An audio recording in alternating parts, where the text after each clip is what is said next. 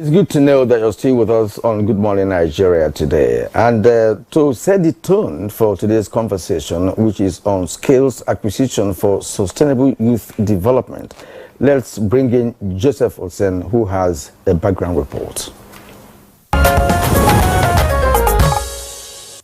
Nigeria has an estimated population of over 200 million, with the World Bank reporting over 60% under the age of 25.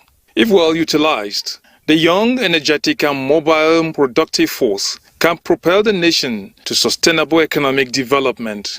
The administration of President Bola Tinubu has pledged commitment to creating meaningful opportunities for young Nigerians to strive and add value to development of the country.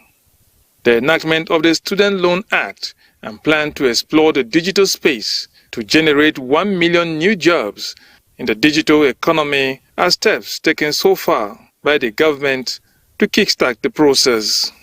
The appointment of a 400-level economic student as member of the Presidential Committee on Fiscal Policy and Tax Reforms by President Bola Tinubu recently is a demonstration of the administration's commitment to youth participation in government.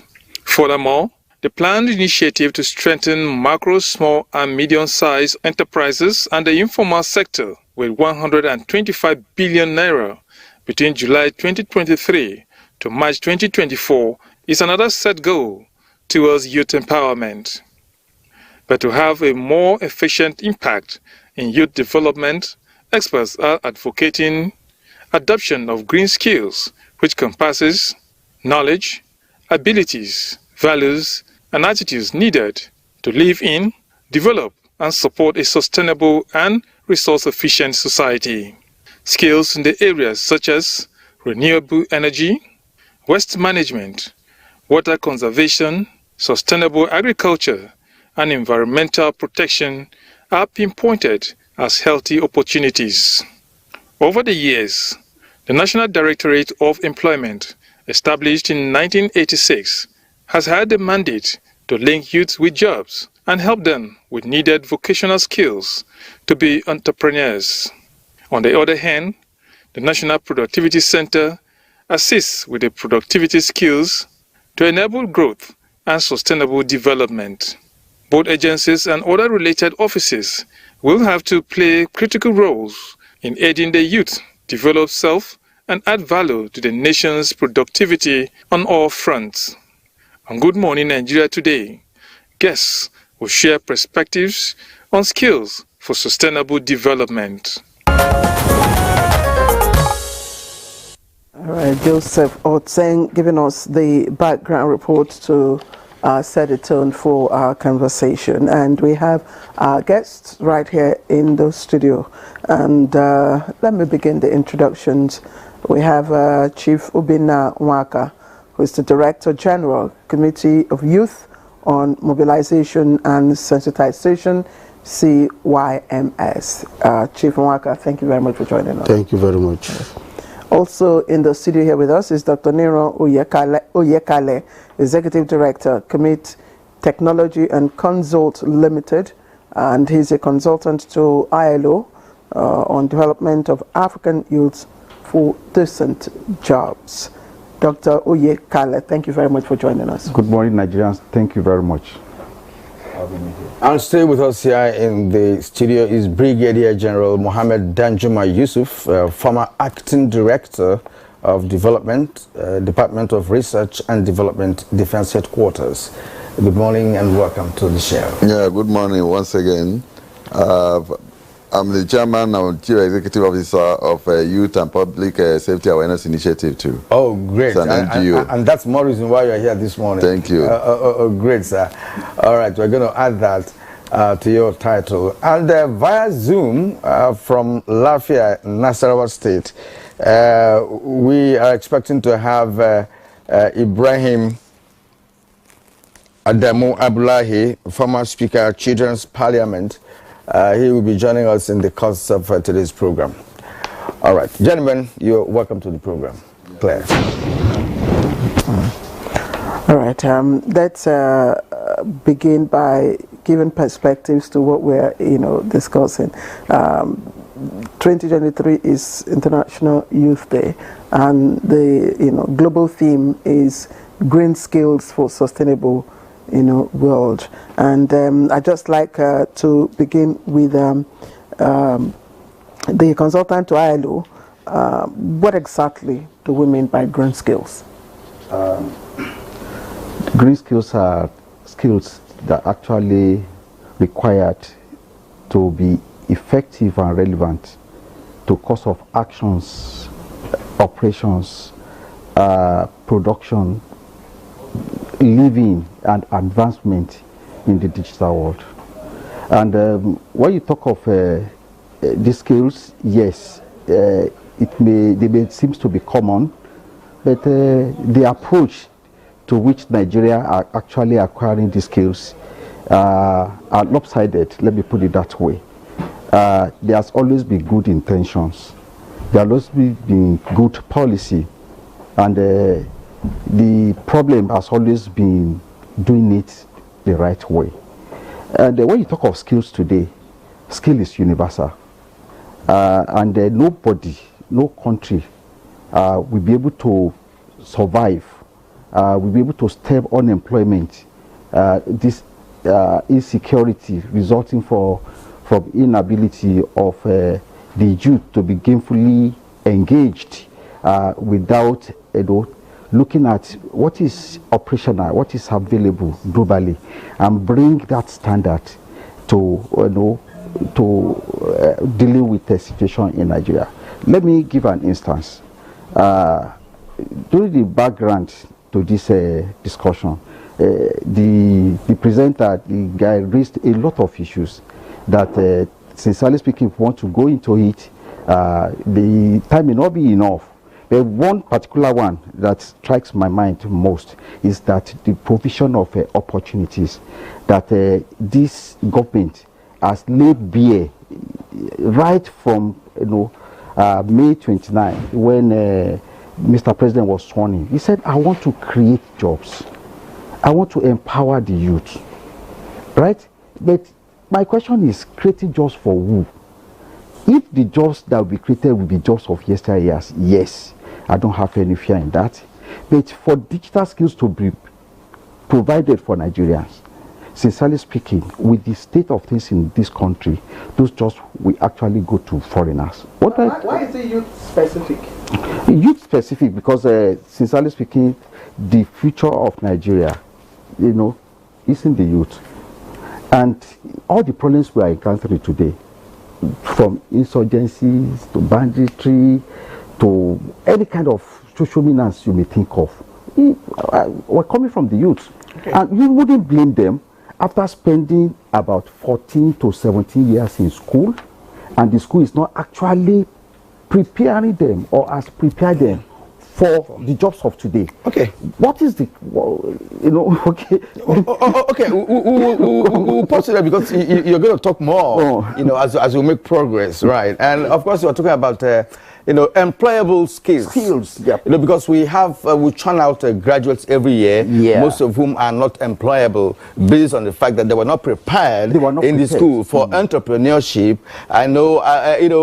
skill acquisition and what have you. And that brings to mind the fact that, of course, we've lost technical education in this country for over 20 years now. We used to have GTC, government training colleges, where people are trained to have skills, plumbing, vulcanizing, woodworking, and what have you. Now, let's bring in Chief Obinna Nwaka, Director General of Committee of Youth on Mobilization and Sensitization. When we talk about green skills for Nigerian youth, for instance, it requires a good deal of sensitization and mobilization, which is the area, that you are championing for Nigerian youth. Now, let us into, understanding today's youth.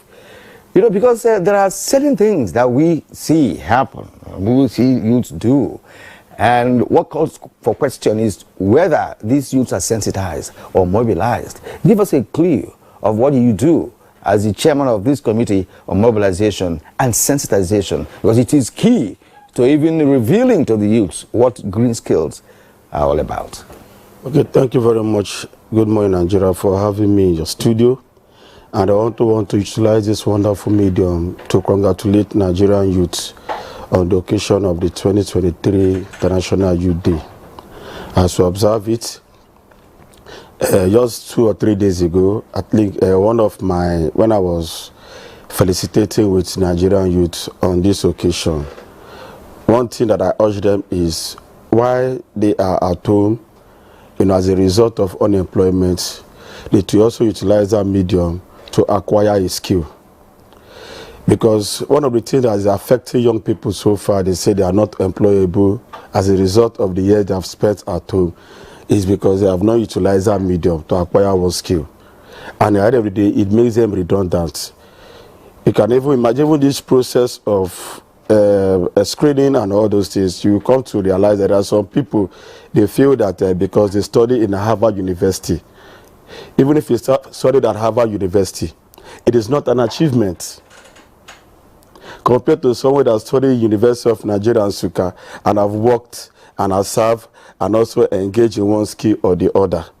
So that's why when I see all those things that happen within this period of time, I encourage young people to get a skill. Now, when it comes to the issue of mobilization and sensitization, as an organization, we will continue to do our best. Because if you look at the population density here in Nigeria and the rate of unemployment is really focusing on the young people. But they also look at the policies and the program that Mr. President have for Nigerian youths.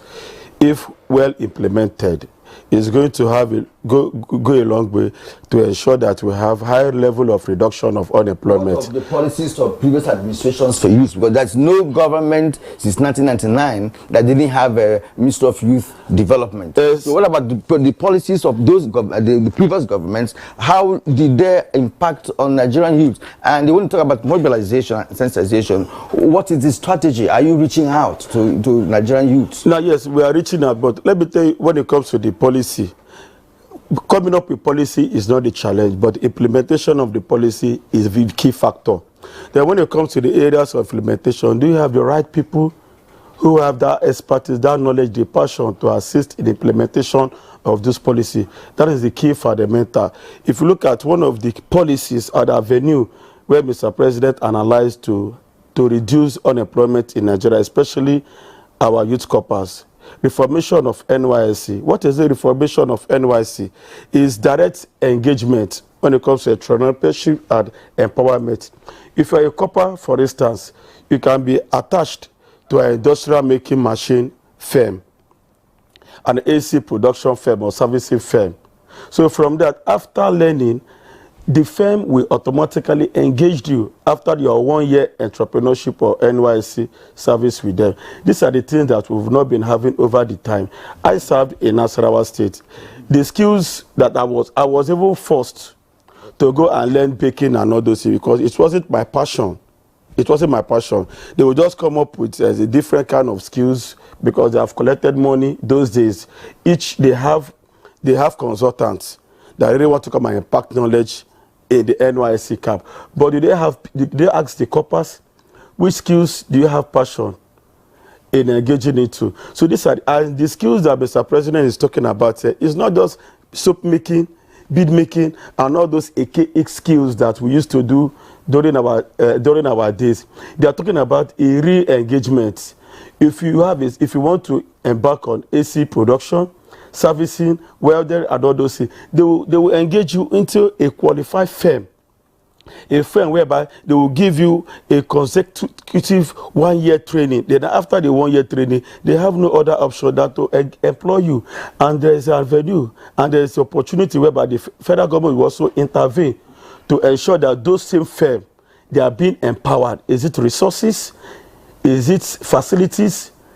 There are so many areas that the federal government are also going to intervene to make sure that those firms are well ready to ensure that they assist and to employ young people who have been attached to them through the NYSC scheme. Chief Obinna, thank you. You've just talked about potentials and opportunities, for youths to express their skills. But let's also remember that the context of our conversation is green skills. And how, of course, we can apply it to sustainable development, in Nigeria. And I just want Brigadier General Danjuma Yusuf to give us an understanding again, if there is actually a green skill gap. That's one. And two, from the data, available data, we understand that Nigerian youth, has demographic advantage in all aspects. Why is it that the opportunities that Kieran talked about, the Nigerian youth have yet to take advantage of those opportunities, to develop their skills? Yes, good morning, viewers. Once again, I'm here for this important discussion on youth skill acquisition. Really, the youth needs to learn how to be self-employed so that they can contribute to the society. The youth are potential, they are potent factor and catalyst for self and national development. But unfortunately, what is militating against them is this drug abuse. I will give some statistics now. According to UNODC, that's United Nations Office on Drug and Crimes. By Nigeria Population Commission, the population of Nigeria has 60% of Nigeria population are under 25. That's 60% of over 200 million are under 25 years. And unfortunately, again, the NDLA statistics, estimate that about 40% of these youths are drug abusers. So this is a very, very, a great obstacle that Nigeria has to really come across, for our youth to come across before they can learn skill, before they can be useful to themselves and Nigeria. That's why we have all this insecurity here and there, cultism in tertiary institutions, and rape and all this type of murdered by spouses, killing themselves. Because of what? Because of drug abuse. So in the world over, we have about 296 million people that use drugs, according to UNODC's report. Over 29 million of these, suffer from drug abuse. But in Nigeria, about 40 million, who use drug, about 3 million of them, suffer drug abuse. So this is our problem. But are there really opportunities there for Nigerian youth to even tap? That's one. And again, why do we have demand for green skills? These are my questions. Why do we have demand for green skills? And are there opportunities for Nigerian youths, to fit in? Yes, there are a lot of opportunities for Nigerian youth to fit in. But that behold that it's not only government. We should not leave government, just to put everything at the hand of the government. Selfless, commitment by individuals, by corporate organizations, will help a lot of, do a lot of help in this instance. But when we say everything, Nigeria seems to be saying government, government, government. No. Like now, I have an NGO that is, sponsored by, by ourselves. Me and a lot of people that are, they think the same way. We set up these NGOs in 2018, and we're going to, sensitizing youths in the tertiary institutions and secondary schools, and even coming to, media houses. Like 2 years ago, I was here. We were here to talk about sensitization on, abstaining from drug abuse. All right, sir. I know you are very keen on this drug abuse, because we've done some research and some work on drug abuse in this country, which is very important. We know that some youths are into some vices, especially drug abuse. But we are concerned this morning with how to get our youths equipped for sustainability in terms of development, individual career development, and what have you. And now that we are talking about green skills, I have to look it up to say, look, what are really the green skills? You know, because the green skills, because we are going to come in here for further explanation to say critical systems and nature-centric thinking, scientific understanding, nature connectivity, practical and technical hard skills, long-term thinking, dynamic operations, and crisis management. You see, when we talk about green skills, and for me, it's even from what I've read now, for advanced society, in terms of what I've read out now, advanced society, but in our own, circumstance, we should be looking at employable skills, skills that can engage the youth to even live his life without thinking of white-collar jobs. Our own nature of green thinking, because so the global picture of the thing is what we are dealing with. But in our own domestic environment, you need to also look at what is green skills for us. How would our youth be engaged skillfully, gainfully as well? I had an opportunity to actually visit some agricultural settings, startups, by youth, aquaculture, and cultivation of yams and other things that young people have taken over. So what I'm going to ask you is this. Several governments have come and gone with policies on youth development. Yet, we are talking about youth unemployment. We are talking about youth not being employable based on the kind of education that they are acquiring in universities. All right. And sociologists, for instance, of sociology, he also going to work in Nigeria. They don't have a good social setting where such persons can work and what have you. So now, what is lacking in terms of translating government policies and programs of the youth to have positive impact on the youth? What is this missing there? Thank you very much. I want to start this way. An idle hand is the devil's workshop. Sincerely speaking, for some of our youth to have taken to drugs, we should trace back the cause to ourselves individually. If we have actually brought them up in the way that they will be relevant, they will see a brighter future. Perhaps they may not take to drugs and other social vices we are talking about today. Yes, let us know that the entire world is looking at Nigeria, and I'm happy that Nigeria is going on the right direction. I can confirm that. But what has been happening, this is 2023.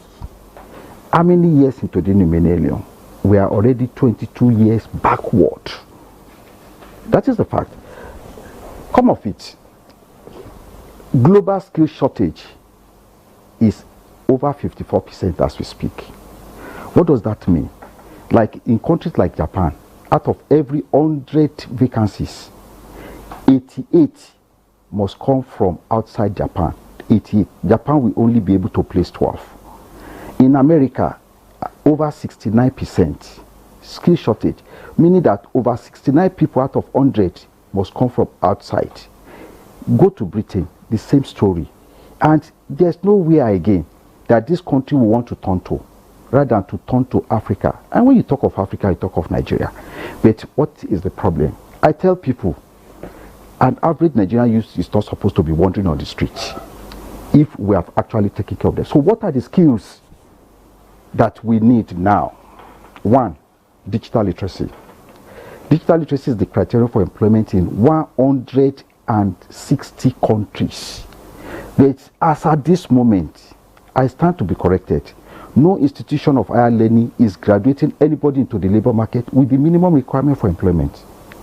Neither of recent came up with the first of its kind in Africa. We now have a national digital literacy framework. Before now, our story is just like Alice in the Wonderland. We're just roaming about. When you talk of skill development, we're not doing it. That is the fact. When you don't train your people to certification, there's no proof of skill attainment. That is the greatest problem facing us.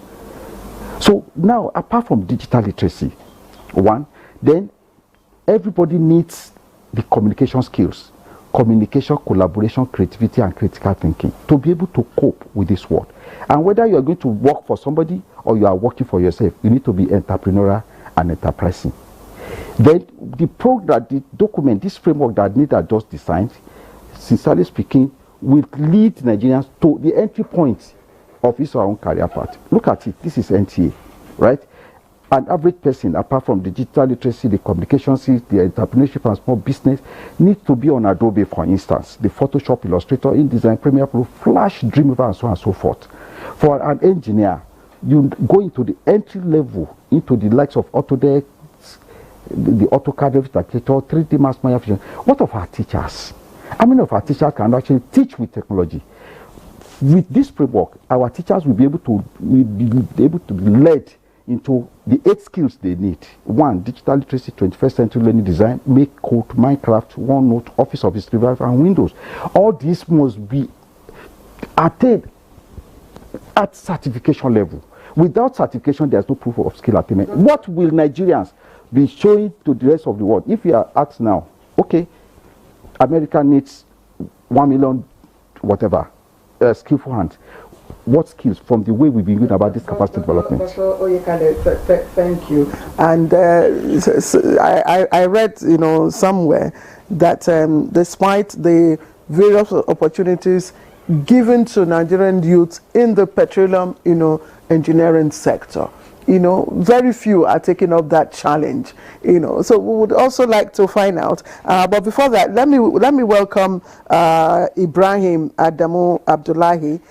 He's joining us via Zoom from Lafia in Nasarawa State, and he's former Speaker, Children's Parliament.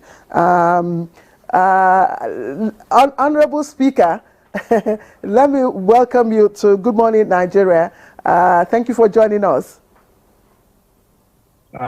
Thank you. Good morning. And apologies, I had to join via Zoom. I'm all the way in Latvia.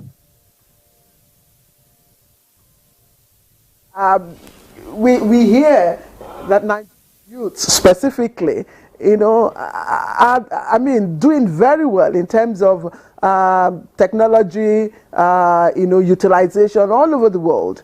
And indeed, we read about their exploits, in diverse areas of human endeavor. And yet, we'll talk about skills gap, especially in the green skills area. What are your thoughts about this? Thank you very much. Yes, indeed, Nigerian youth have over the years shown industry, innovation, and an unprecedented level of zeal and technical know-how, especially in the creative space, in the technology industry. But when we talk about the current skill gap, I think we need a critical mass. It is not enough that we have a few numbers or a few hundreds of youths with these skills. We are a population of over 200 million people. So when we talk about a fundamental issue such as skills development, talent acquisition, we are referring the need to have a critical mass of young people, of youth, honing those skills. I've listened to a few of the guests in the studio talking about the need for skill acquisition and the very high skills gap that exists. I think that we must be able to look at the need for skills acquisition from a very, very deliberate point of view. One, we need to ask ourselves a question whether our educational system is addressing the talent issue, the skill issue for the 21st century. So we have a situation where our schools are not training young people to have the right skills. All of the skills that you see most young people are honing from extracurricular activities. And we cannot treat skills acquisition in silos with our education system. It must be a fundamental part of our education, our school system, from our primary schools to our secondary schools to tertiary institutions. We have a situation where you studying engineering and you just have not gone to any technical workshop. And we see these every day and all the time. I'm speaking from two perspectives. One, as a young person that has been in this country, that has gone to school in this country, and has learned skills in this country, and has also had the privilege of studying outside of this country. I'm also speaking from a point of view of an employer of labor myself. I have run a law firm, a law practice in the private sector, and currently I'm a chief executive of a public institution, the Nasarawa Investment and Development Agency. There's just not enough skills. Our young people are not adequately trained for even the jobs that we have at hand. And these are even just very basic skills.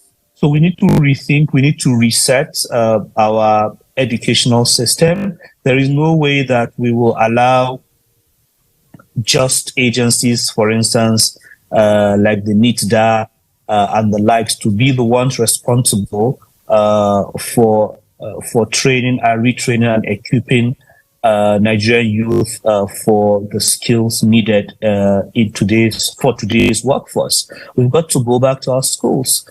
Skills acquisition and skills development are also culturally linked. Even within our family settings, community settings, we need to have a very frank conversation about the things that we value, the skills that are needed to operate in our society. Only then will we close this very wide gap between the classroom and the workplace. It's just not sustainable for us to have a system. Adamu Abdullahi, yes, we thank you for your opening remarks. I'm going to remain with you. Because you have this history, of speaking for younger generation of Nigerians at your own time. So I believe you have a wide experience, when it comes to the young people growing up, being in school, learning, following their careers, learning skills, and what have you. And now that you are CEO of an investment agency, I want to believe, quite frankly, that you're also doing something in terms of ensuring that the Nasarawa youth will also acquire some skills. Like Doctor here said, that Canada, Japan, and other countries are looking for skills as well. I know that Canada, for instance, are looking for carpenters. You cannot believe that carpenters, POP designers. That's also looking for plumbers and vulcanizers, and across Europe. But in Nigerian context, we, like you said, we have a system of education that does not allow for us to churn out graduates that are employable in terms of what they can do with their hands or what they can learn to do without seeking white-collar jobs. So what I'm going to ask you now has to do with the green skills we're talking about today. There are 4 categories, if I am right, which has to do with the cognitive competencies, technological and interpersonal competencies, as well as intrapersonal competencies. Would you think that Nigerian youth, not all, some Nigerian youths, acquire this kind of competencies in terms of their exposure, either in school or after you service, what have you? Not really. I think when you say the Nigerian youth, I think you're looking at a very high number of Nigerian youth. Whilst there exist Nigerian youth who possess these skills, the greater population of Nigerian youth don't have these skills. And it's also a function of even Nigeria itself, how we've responded to these sustainability issues. These are emerging skills that perhaps 20 years ago, 30 years ago, were not being thought about. There is a global energy transition movement. There is a global emphasis on sustainability and environmental issues. And with these movements, calls for, or these movements also bring a set of opportunity for new skills to be developed. So as we move as a country towards towards our energy transition plan, achieving environmental sustainability and so on, and embedding them into our own plans, our own development agenda, it is important that our school system also responds to these global issues and ensure that we're preparing young people to have these skills. So, frankly speaking, I do not think that the generality of Nigerian youth are even aware of these skills that global developments have brought about. So we need to go back to the classroom.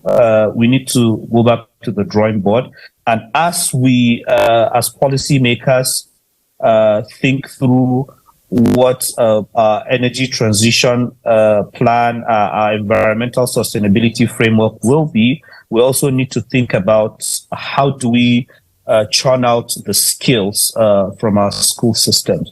You talk about Japan and other countries that are very deliberate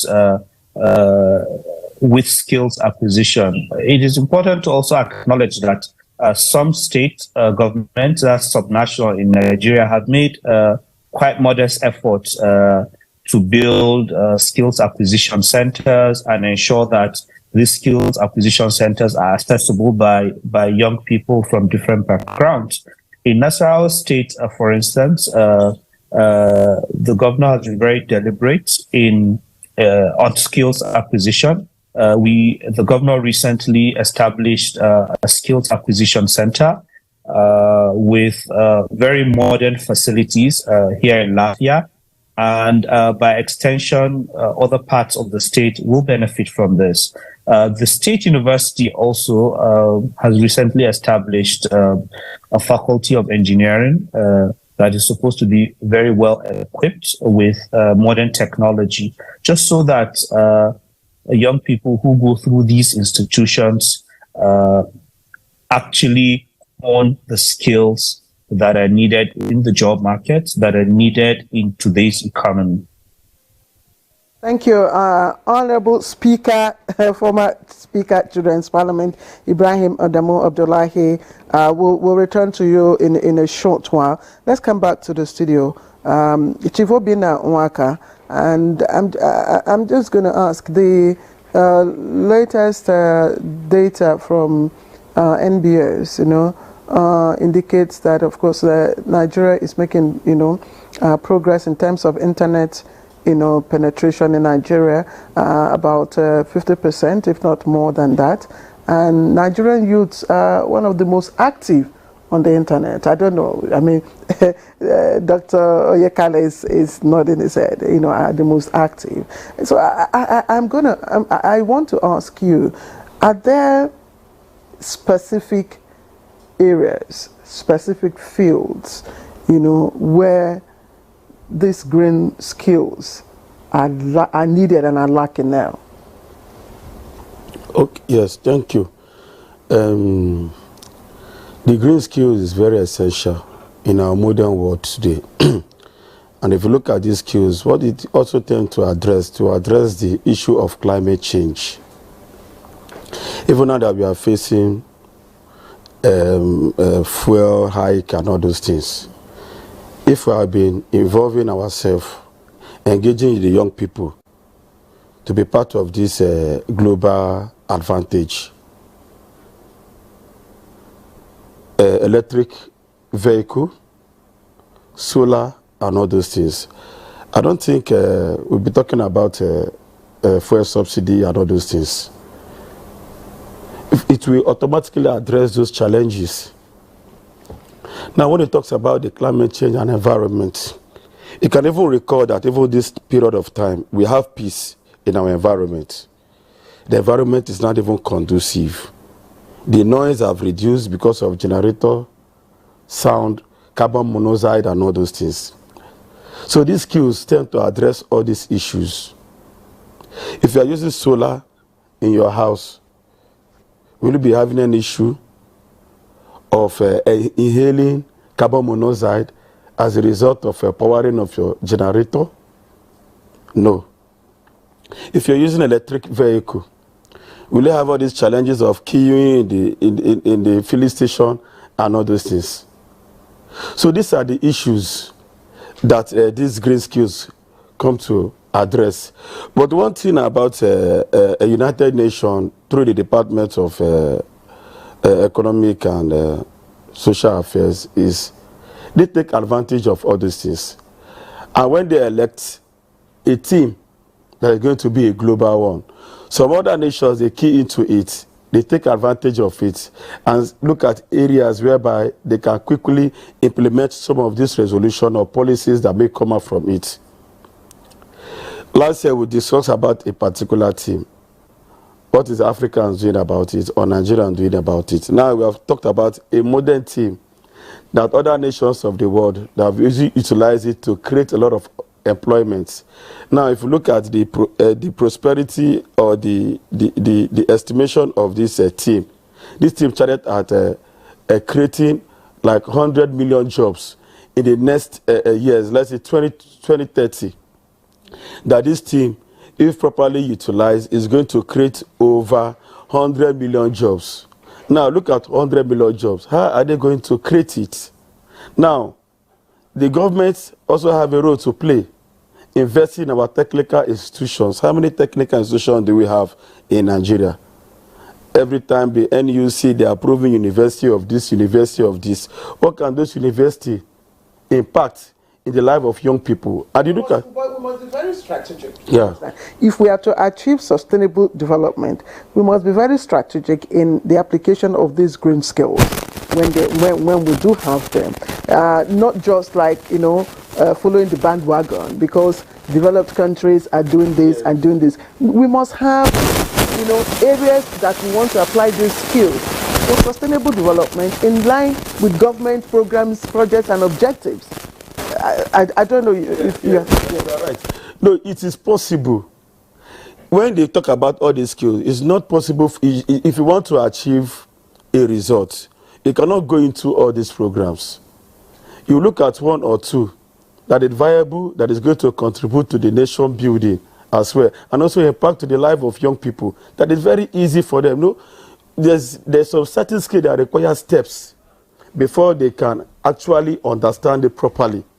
And these skills we are talking about requires a lot of technology, requires the basic conducive environment, requires technocrats, experienced people that also come and engage the young. We have a lot of young people in this country that are willing to take advantage of all these skills if being brought close to them. But those people that can impact knowledge into them will become a challenge. Now the environment, that is why the young people have taken over the social media, internet space, because they don't have much that they are doing. The only thing that keeps them busy is internet. Some of them belong to Twitter, Facebook, Instagram, any network subscriber, a provider that comes into Nigeria. Nigerians key into it because these are the things that makes them happy. If possible, they are also kicking that. If they can be voting through social media to elect our leaders, Nigerian youths are willing to support that process. So you don't blame them. And if we don't encourage them to be internet friendly, there will be a lot of crime. There will be a lot of social vices in our society. And some of them are also taking advantage of the internet basis, creating more opportunities for themselves, advertising their products, services, and all those things. So it has advantage, and also have disadvantage. Okay, well said. I want to believe that the Nigerian youths are not all that write-off, in terms of skills. There are persons who have acquired skills, who are Nigerians. In fact, some will shock you if you carry out investigation, especially within the science and technology circle. If you know some institutes that engage in project development, research and development, you will find out that we have hot brains in this country, younger generation of Nigerians who are doing things but not recognized. Now, you talked about technical education. It's been lost over the years, and that means that we are lacking skills. Well, we are talking about green skills. We are going so far away. Because we're lacking carpenters, we're lacking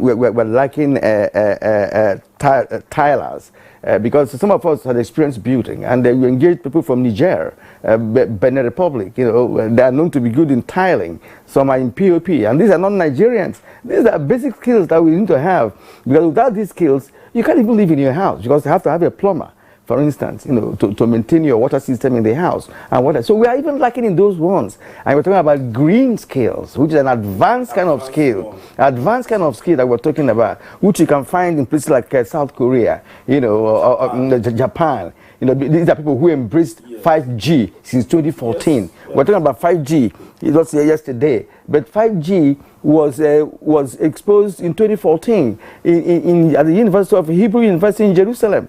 All right, where they showed what 5G is going to be in 2014. So that is where you can talk about green skills. But for us, let's get the basic skills. Sustainable, that's the word. Sustainable skills that can get us living. For those of them who are inclined towards using internet, there are good things you can do with the internet. The other guys go negative, but there are good things you can do with the internet. Now, let me bring in Brigadier General Danjuma Yusuf once more. Your area has always been on what the vices, especially drug abuse, on the part of the youths. But there are very good ones. And of course, from the data you gave, it shows that the minority of youths are involved in this drug abuse, but majority of it. Now, how do we now capture this majority that would like to, engage in skills that are sustainable? If you're in government, or if you are, speaking for NYSC, for instance, are there going to be innovations you will suggest as to see how we can engage our youths skillfully from youth service level, having left university? Yes, there are very many areas who can really get these youths, get involved and engaged. But the militating factor is corruption. Why there is no sustainability of the development course? Now, like in our olden days, when we were growing up, by then, it depends on what you're listening, like I did not know anybody from a village, and I passed to a secondary school in Zaria. And I didn't have to meet anybody to be admitted into that place. But is it so now? No. You have to know somebody before you can be what you want to be. So the sustainability of whatever policy you are listening now is being stalled because of corruption, because of the system. As like before, we have a 5 years secondary school. Secondary school something 1 to 5, from 1 to 1, 2, 3, 4, 5. Now later they change it to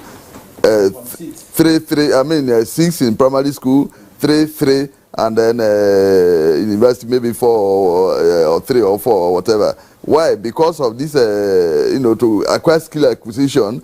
But maybe if from 3 you cannot go further because of your intellect is not capable, you'll be able to know to have something that you can come and live on. But is it so? Like a lot of people who could not even go further, now they are useless. And what comes to them? They just use this drug because they just want something that can take their mind off lack of employment, and they become problem for themselves and the society. And really, this we have to start from family, government, and everybody have to be involved in this school acquisition things. Like now, also Nigerian, as we rightly said now, we cannot just go to advanced countries and copy them. When we cannot, on our own, we are still lacking basic things, to be done in Nigeria here.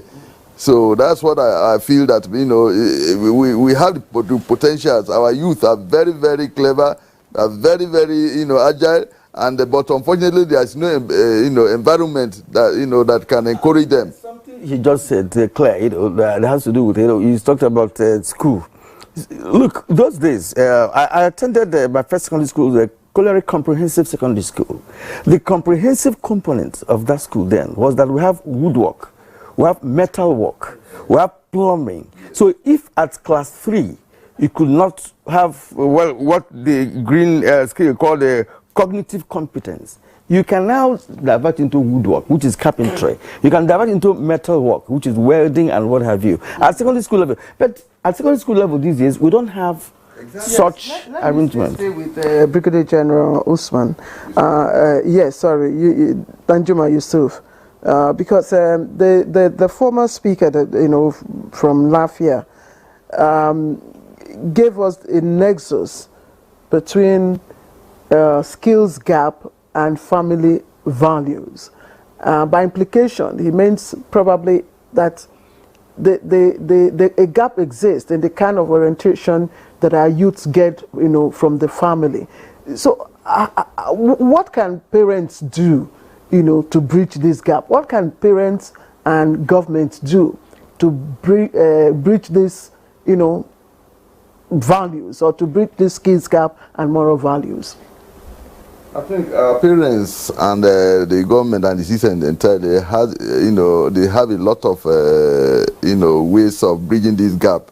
One, from the family, like you see a lot of parents encouraging their children to cheat in exams, or hiring somebody to go and write an exam for their children, or somebody who claimed that his course was also a clever student in the first place, who recently claimed, and manipulated and, went to do 419 to say she has scored so high, so marks, so that he can receive a prize or whatever.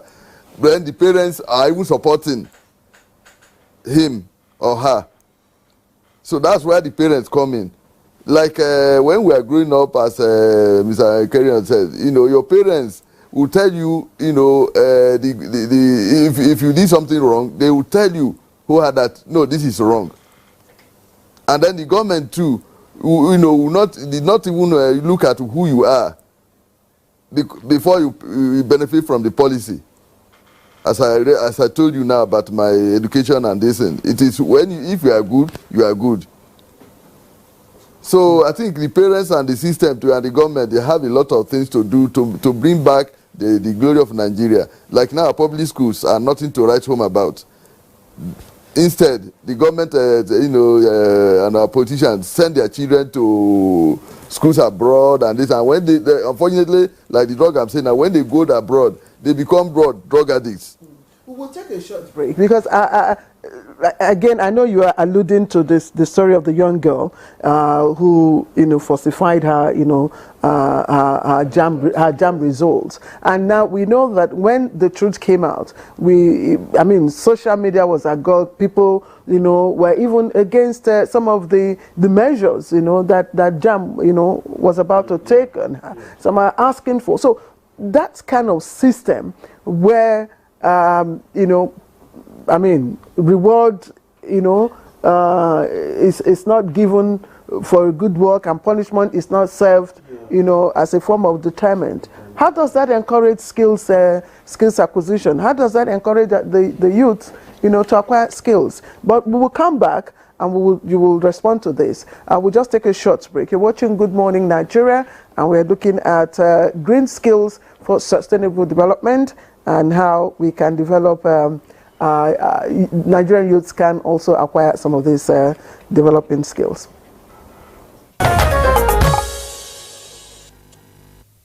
All right, still watching Good Morning Nigeria on NTA Network Service. So our conversation is centered on youth development. And in Nigerian context, we are concerned about our youths having skills, sustainable skills, employable skills, skills that can assist a youth develop into manhood and run his family. That is what it's all about. Gentlemen, we now know that the major vice now among Nigerian youth is Yahoo, which of course we will now know to have Yahoo Plus, which is an additional or a kind of a reloading of the Yahoo business. And this is as a matter of getting rich quick syndrome that we have experienced in this country. And politicians are not helping matters in this direction because the youth are emulating. Growing up, you emulate things. If something that you want to be. In some cases, they are negative. But again, it is pervasive, because in every part of this country, you keep battling the youth who are engaged in, in fraud of all kinds. And when you ask them, they say, look, so person has done that and got away with it. Meanwhile, the same person who did such fraud and got away with it is even a governor or a member of House of Assembly or National Assembly, as the case may be. So what is it that you are asking me to do? I am trying to live in a society that I met, and therefore I have to live on. Now, in that circumstance, what should government do? You know, when we talk about planning for the youth, when we have Ministry of Youth Development, and sometimes I wonder what they engage in. Are there programs and activities tailored towards engaging the youths meaningfully by such ministries that have existed in this country? Now, I'm not sure what we have now, but I know we had Ministry of Youth and Sports Development. Because apart from sports, where youths exhibit individual skills, those who want to be serious about sports, in terms of organized skill acquisition program, where are the workshops? Where are the infrastructures set for this kind of acquisition in terms of government taking it holistically upon itself to say, look, we're going to have training centers across Nigeria. In every state, we'll have one huge plant house where you can do carpentry, where you can do other woodworks, where you can do welding, vulcanizing, and what have you. Is it a possibility? Yes. And so much has been done in that direction. I can confirm that. Why are we not feeling the impact? Yes. Why the Jamaica is not feeling this the impact? Is it. You have a very big role to play. I've just realized this morning that we need a lot of advocacy. Sincerely speaking, government, current and the past, have been losing their sleeves. And I can tell you that on January 17 this year, TED Fund actually inaugurated a committee on digital literacy, productivity, and emerging skills. What is the essence of this? They are to see to the establishment of a center of excellence for development of digital literacy, productivity, and emerging skills. And this will cut across all the tertiary institutions in Nigeria. And one of the mandate is to ensure that at graduation, every graduate of any tertiary institution in Nigeria is adequately equipped with maximum of 5 skills, certified skills that cut across all we are talking about. You're talking about cognitive competence, you're talking of communication, collaboration skills, critical thinking, and going into, other soft skill, entrepreneurship, recognition of opportunity, very, very important. Starting a business, running a business, and, rendering your books in the language that today's people will actually understand. That is one. Then, about 2 weeks ago, NIDA actually launched another very good project, the National Digital Literacy Framework. That is the first of its kind in Africa. And there are specific objectives and strategic initiatives that which, when implemented, sincerely speaking, will take Nigeria to El Dorado. But what I've come to realize is this: advocacy. There's nothing in, when you call a skills center, what is a skills center?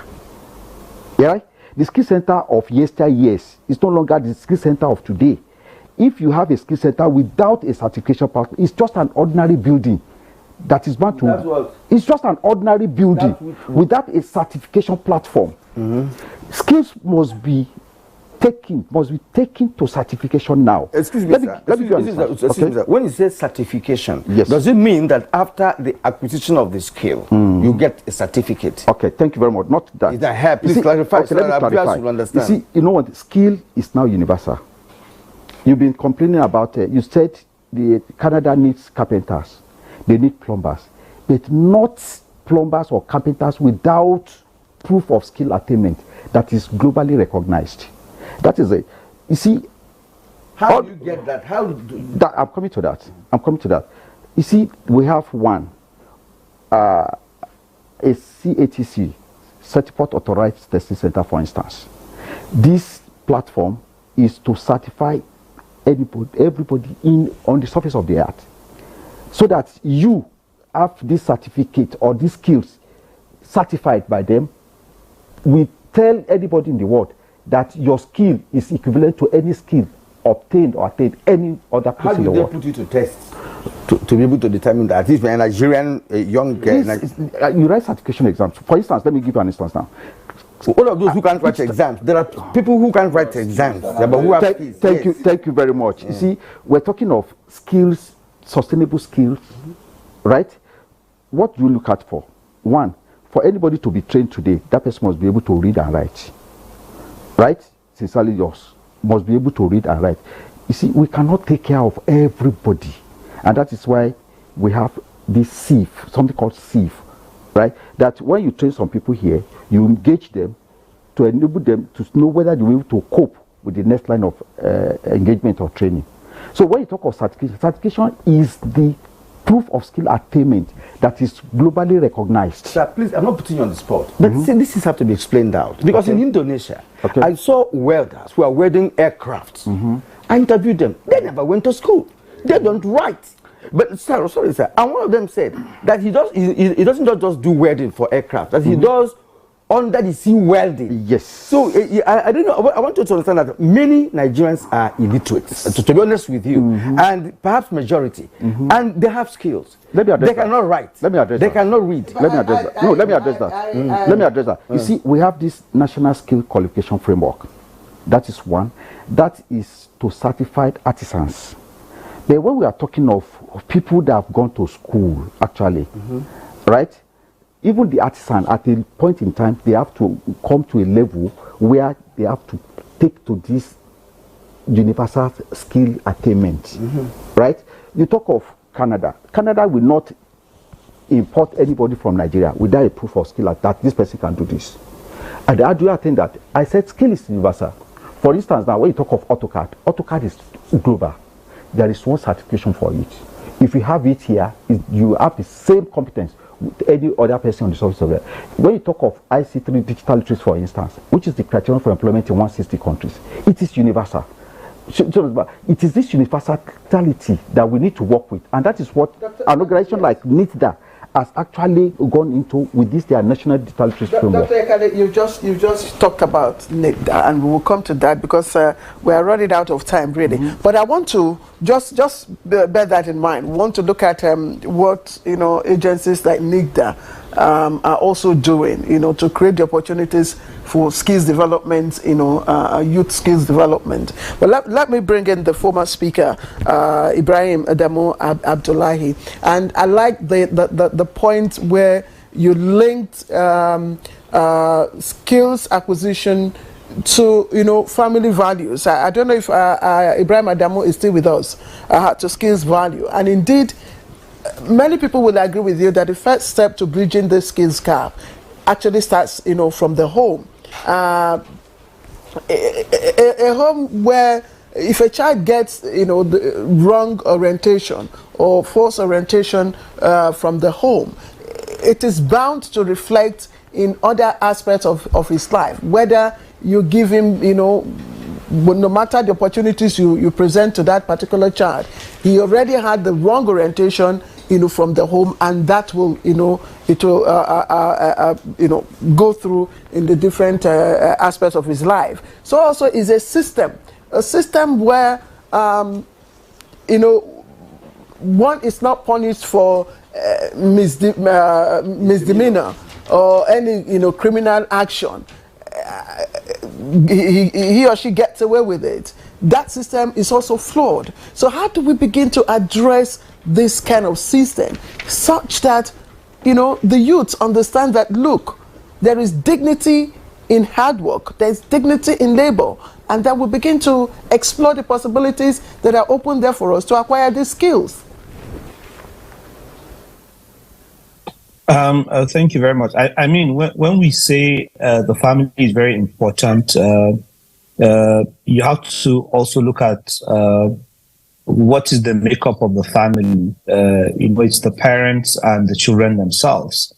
And we all go out, we all leave our homes. Our parents have jobs. They're either in their private jobs or in public service, or even in the education sector.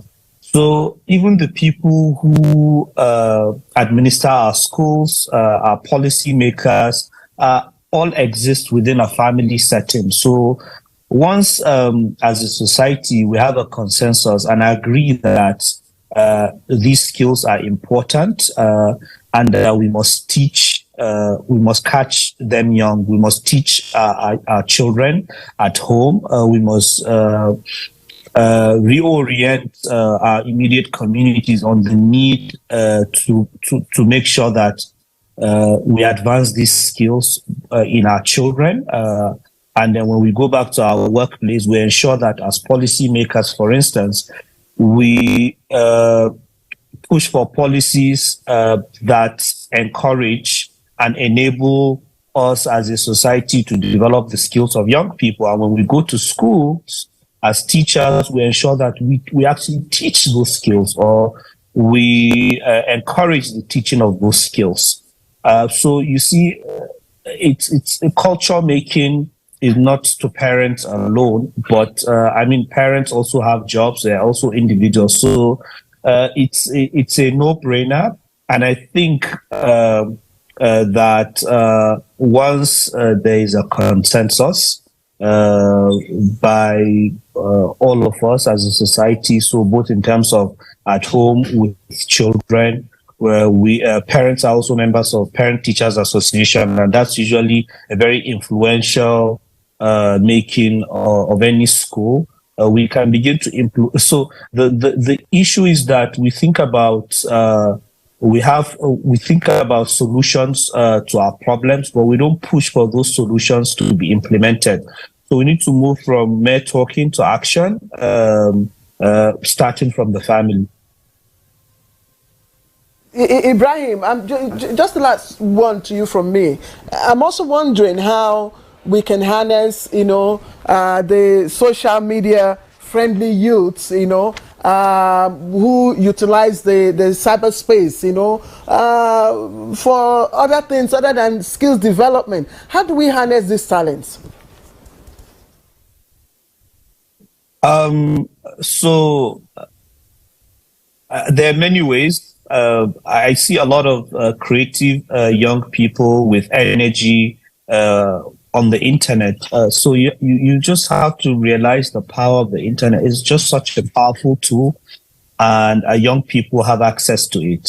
So what do we do? What do we do with the energy of these young people? We need to ensure that we create more opportunities for them, create friendly policies and regulations so as not to stifle their use and access to the internet, and also go deep into national reorientation so that young people can begin to channel these skills, the zeal, the interest they have on the internet for national development. So it is really possible. It's just for one government to enable the use of the internet by young people and not to try and stifle Ibrahim. We've seen in the past. Ibrahim Adamu Abdullahi. Yes, you are making a point there, but time is no longer on our side. I thought I was going to have time to ask you what you are doing at the Nasarawa State Investment Agency, whether what you're doing there has the components, involving youth development. But that will be a talk for another day. We'd like to appreciate you also for waking up with us. We are coming back to the studio now for us to round off. All right, let me bring you in here once again, Doctor. I was privileged to know that some 60 engineers have been trained in China to manufacture electric transformers.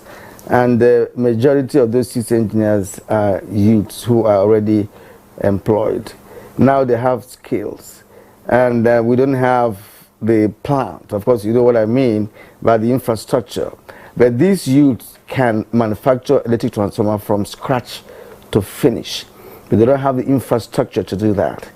Now, how would you be talking to government if you have the opportunity to do that as to what can be done to provide the necessary infrastructure to accommodate the younger generation of Nigerians who are inclined towards having skills, not just a certificate?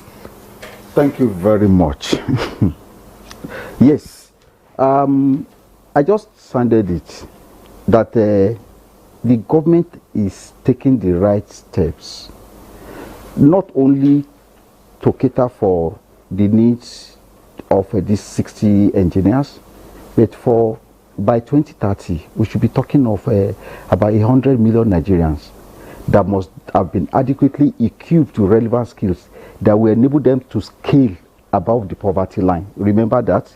So with the NIDA project, this National Digital Literacy Framework, all I want to appeal to Nigerians is to ensure they embrace it. Thank you. Obinna, what do you think? What can be done in the immediate? The immediate. Yes. In regards of the question. Yes. Skills gap. This, skills acquisition, the green skills. What should government and other interest, bodies do? That is to provide the necessary environment for young people who are interested to key into that those opportunities. 2, to bring in those professionals that can train and put our young people into the right direction. Should there be innovation in NYSC? Yes, and that is why Mr. President, in line with his policy to empower the young people, he said there will be NYSC reformation. The reformation of NYSC is to create innovation centers in all the orientation camps, whereby the entrepreneur, the organized private sectors who are focusing on skills in areas of discharging of their labor employment, they can come and pick some young people who are serving to give them opportunity to serve as a direct employment. Excellent point. I'm sorry, we just have to end. Excellent point you made there. Very excellent. Thank you. Chief Obinna Nwaka, Director General, Committee of Youth on Mobilization and Sensitization, CYMS. Thank you very much. I thought that was a very brilliant point on the issue of the NYSC. Dr. Niro Oyekale, Executive Director, Commit Technology and Consult Limited, consultant to ILO on development of African youths for distant jobs. Thank you very much, sir. And Brigadier General Mohammed Danjuma Yusuf, former Acting Director of Development, Department of Research and Development, Defense Headquarters, and is also Chairman and Chief Executive, Youth and Public Safety Awareness Initiative. We also thank Ibrahim Adamu Abdullahi, who is former Speaker, Children's Parliament. We can't exhaust this topic on skills acquisition for Nigerian youths. It's very broad, and we'll keep, of course, conversations open on this discussion. Let's take a look at sports. Has disclosed that women's 100 meters hurdles world champion and record holder Tobi Amusan has not yet been cleared to compete at this year's World Championships, which begins this weekend in Budapest, Hungary. This is in the wake of several reports making the rounds that the Nigerian has been given the green light to compete and defend her title at the championships. Amusan was provisionally suspended last month by the AIU for missing 3 whereabouts tests, with a decision expected to be made before the start of the championships. The Athletics Federation of Nigeria said it's awaiting the AIU's verdict on the hurdler. Well, and that's our show for today. We thank you for watching, and we hope you're going to return again tomorrow when we come back with a fresh edition of your Good Morning show. Good Morning Nigeria. I am Kyrian Umar. I'll see you again tomorrow. And I'm Claire Adelabo Abdurrasaq. Don't forget to watch a repeat broadcast of this program later today at 5 minutes past 5. And we'll be here tomorrow.